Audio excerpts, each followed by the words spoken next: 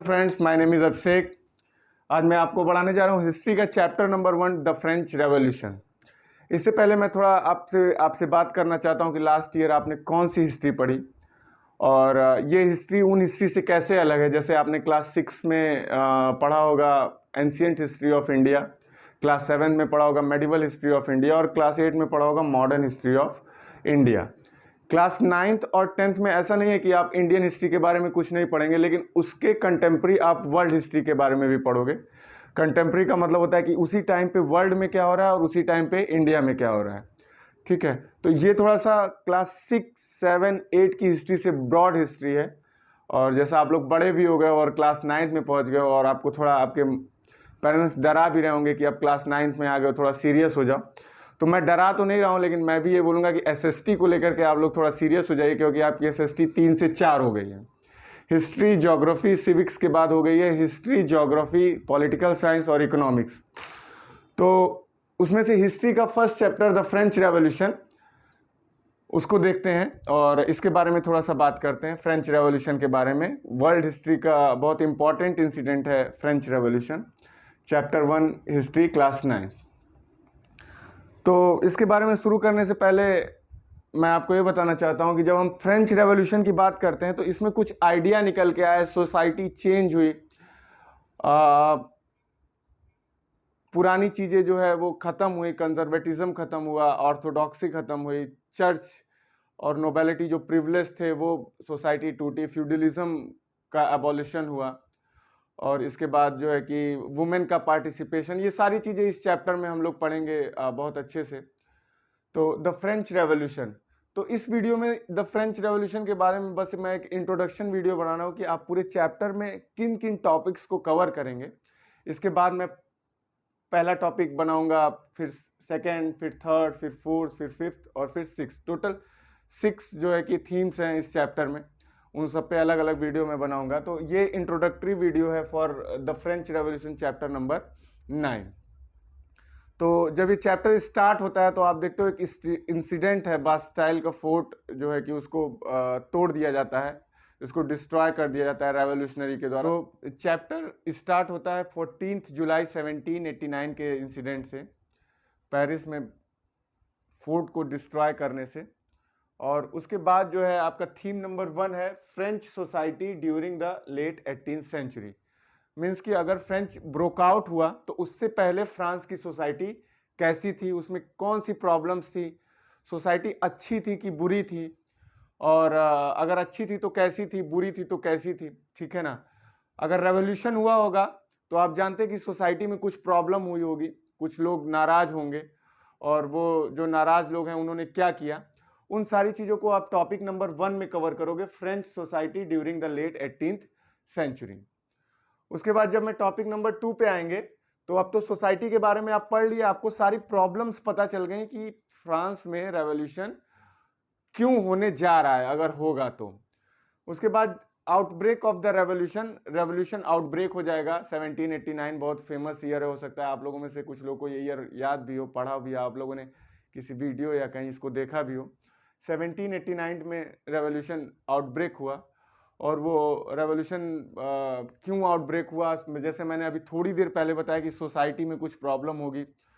कभी भी कोई रेवोल्यूशन बच्चों ब्रेकआउट होता है तो उसके 2 रीज़न होते हैं। एक लॉन्ग रीज़न चला आता है, पुरानी प्रॉब्लम होती है, 100 साल की, 50 साल की, इस तरह की प्रॉब्लम्स होती है। और एक होता है इमीडिएट कॉज, तुरंत कोई ऐसा इंसिडेंट हो जाता है जिससे क्या होता है कि चिंगारी निकलती है और आग फैल जाती है। तो सेकेंड टॉपिक में आप कवर करोगे the outbreak of the revolution, revolution कैसे आउटब्रेक हुआ, उसके क्या कॉज थे, क्या किंग ने, लुइस 16 जो किंग है वहाँ के, उन्होंने क्या किया ऐसा कि रेवोल्यूशन आउटब्रेक हो गया, किन लोगों ने किया, फर्स्ट स्टेट के लोगों ने किया, सेकेंड स्टेट के लोगों ने किया, थर्ड स्टेट के, इन सारी चीज़ों को आप इस टॉपिक में कवर करोगे।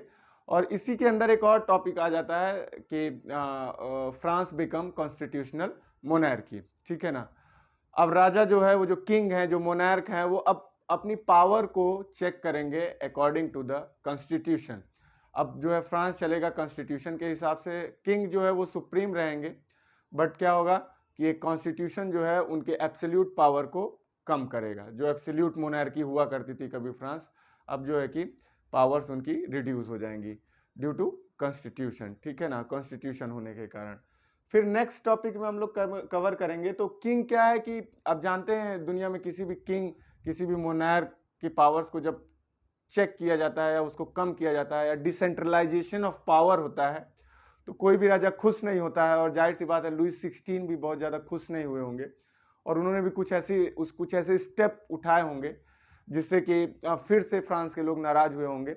और एक और जो है कि स्टेप उसके आगे बढ़ता है फ्रांस का सिस्टम, फ्रांस का गवर्नमेंट, फ्रांस का रेवोल्यूशन। और after become constitutional monarchy finally France abolishes monarchy and become republic. Louis 16 का परिवार खत्म, लुई 16 की मोनार्की खत्म, उनकी डायनेस्टी खत्म और फाइनली जो है फ्रांस एक रिपब्लिक बन जाता है। इसको हम लोग कवर करेंगे टॉपिक नंबर 3 में। तो जब हम लोग चेंजेस की बात करते हैं तो उनको सिर्फ इन 3 टॉपिक्स में कवर करेंगे कि एक्चुअल में रेवोल्यूशन क्यों हुआ, सोसाइटी कैसी थी, outbreak of the revolution, France become constitutional monarchy और उसके बाद France finally abolish monarchy and become Republic. इसमें आप लोग जैकोबियन रूल के बारे में देखेंगे, रेन ऑफ टेरर देखेंगे, डायरेक्टरी रूल के बारे में देखेंगे। तो ये 3 जो टॉपिक हैं ये आपको पूरा रेवोल्यूशन को के बारे में बता देंगे, ठीक है। अब इसके बाद के जो लास्ट 3 टॉपिक्स हैं ये जिसमें लिखा हुआ did women have a revolution, ये आपको बताएंगे कि ये जो आपने प्रोसेस देखे ऊपर के 3, इसमें वुमेन्स का क्या पार्टिसिपेशन था, ठीक है। वुमेन एक्टिवली पार्टिसिपेट की कि नहीं पार्टिसिपेट की, वो कौन से सिटीजन थी, क्या उनको वोटिंग राइट मिला, उनको किस तरह के राइट्स दिए गए, इन सारी चीज़ों को हम जो है कि करेंगे इसमें कवर कि ये जो प्रोसेस हुआ 1789 से लेके 1799 जो 10 साल का रेवोल्यूशन था, फ्रेंच रेवोल्यूशन, उसमें वुमेन जो है वो कहाँ स्टैंड करती हैं, उसको हम लोग इस टॉपिक में कवर करेंगे, did women have a revolution. उसके बाद स्लेवरी बहुत इंपॉर्टेंट टॉपिक है इस पूरे रेवोल्यूशन प्रोसेस में। आप जानते हैं कि फ्रेंच रेवोल्यूशन में कुछ आइडिया निकल के आया जैसे लिबर्टी, फ्रेटर्निटी, इक्वलिटी, तो स्लेवरी को एबॉलिश करना बहुत जरूरी है। अगर हम बात कर रहे हैं लिबर्टी की, फ्रीडम की, तो अगर स्लेवरी एबॉलिश नहीं होगी, स्लेवरी खत्म नहीं होगी तो फिर कैसी लिबर्टी। तो इसीलिए स्लेवरी भी जो है कि एक बहुत इंपॉर्टेंट टर्म है इस फ्रेंच रेवोल्यूशन का, इसीलिए जो है कि इस बुक में उसका अलग से टॉपिक दिया गया है कि द एबॉलिशन ऑफ स्लेवरी, किसने स्लेवरी को एबॉलिश किया, कब किया और किसने स्लेवरी को जो है कि वो फिर से री इंट्रोड्यूस किया और फाइनली फ्रांस में एबॉलिश कब हुई स्लेवरी। और उसके बाद है the revolution and everyday life, कि जब रेवोल्यूशन हो गया, रिपब्लिक बन गया फ्रांस, उसके पहले कॉन्स्टिट्यूशनल मोनार्की बन गया, मोनार्क खत्म हो गया, तो एवरीडे लाइफ पे लोगों जो आम जन है, जो कॉमन पीपल हैं, उनके लाइफ पे क्या उसका इफेक्ट हुआ, उनकी थिंकिंग कैसे चेंज हुई, क्या जो पुरानी सोसाइटी थी उसी तरह से लोग रहने लगे या उनके रहने का, बोलने का, पढ़ने का, हर चीज़ का एक तरीका बदल गया, किस तरह के राइट्स उनको मिले। तो उसको हम लोग इस चैप्टर के लास्ट टॉपिक में डिस्कस करेंगे, the revolution and the everyday life. तो स्टार्टिंग के 3 पॉइंट आपको रेवोल्यूशन के बारे में बताएंगे और लास्ट के 3 पॉइंट इस चैप्टर में आपको इनके पार्टिसिपेशन के बारे में बताएंगे इस रेवोल्यूशन में, ठीक है। तो ये इंट्रोडक्शन वीडियो था, इसमें इतना ही। नेक्स्ट वीडियो में हम लोग मिलेंगे French society during the late 18th century, इसको पूरा कवर करेंगे। तो इस वीडियो में इतना ही। Thank you, take care, good bye.